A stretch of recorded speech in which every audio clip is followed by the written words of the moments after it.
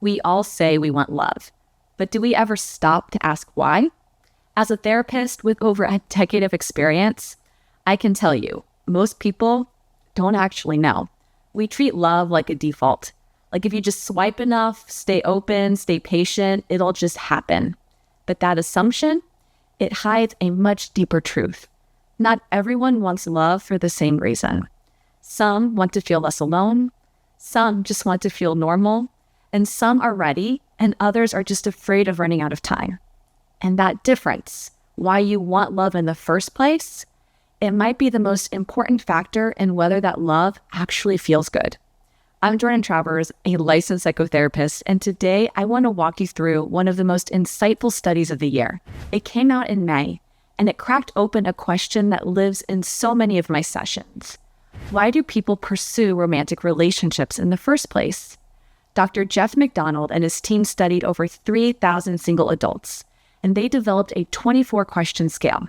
Not about behavior, not about outcome, but about motivation. What's driving you toward love? The data revealed 6 core reasons people enter relationships.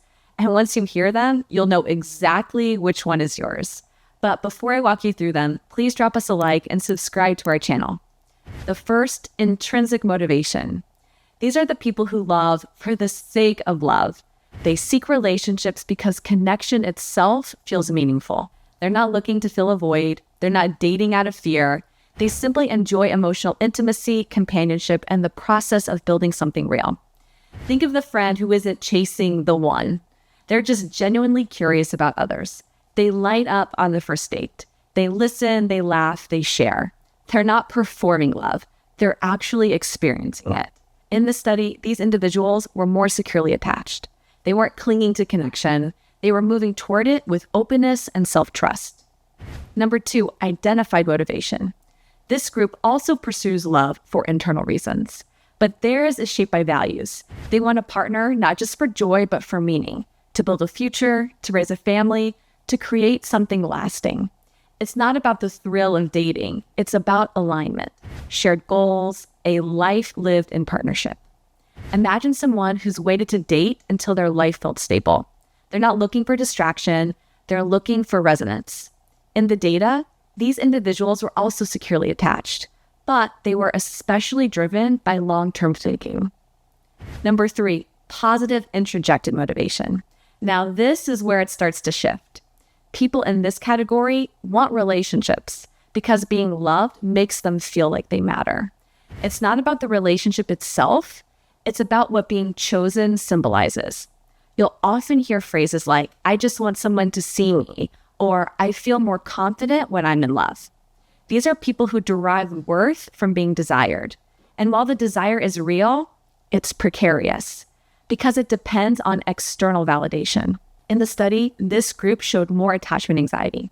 Love didn't make them feel safe. It made them feel temporarily enough. Number 4, the negative introjected motivation. This one is hard to admit, but it's incredibly common.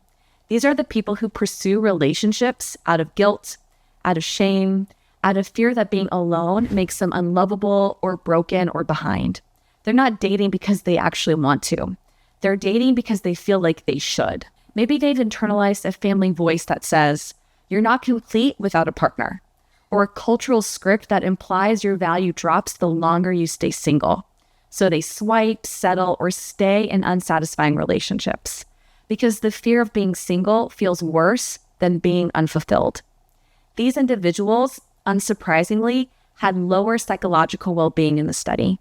Number 5, external motivation. Then there are the people who date to meet someone else's expectations. They're in a relationship because their parents pressure them, or because everyone around them is married, or because they feel like they're behind. Their love lives are performative, strategic, sometimes even panicked. The relationship isn't about desire, it's about optics, and it's about obligation. They don't feel free inside, they feel trapped by a timeline. And according to the research, they were the least satisfied of all. And last, number 6, amotivation. They are the ones who don't know why they're dating. They swipe, but feel numb. They commit, but feel empty. They say yes, but feel nothing. Amotivated daters aren't necessarily avoidant, they're just unmoored. They go through the motions without connection to their own desires. They're not chasing intimacy, they're just moving. And their relationships often reflect that same detachment. Now, here's where it gets even more interesting. 6 months after the study began, the researchers checked in who had found a partner and who hadn't. Turns out, people who were driven by intrinsic or identified motivation, the ones who saw relationships as either enjoyable or meaningful, they were far more likely to be partnered. Not because they had tried harder, but because they were ready. According to MacDonald, the people most likely to find love were those who were genuinely interested in it, not those trying to fix themselves through it. But the ones chasing love to avoid shame or feeling enough, they were the least likely to find it. Because when love is about self-rescue, it doesn't make you feel held. It just reinforces the story that you're not whole on your own. So what do we do with that? We pause, we ask better questions. Why do I want love? Really?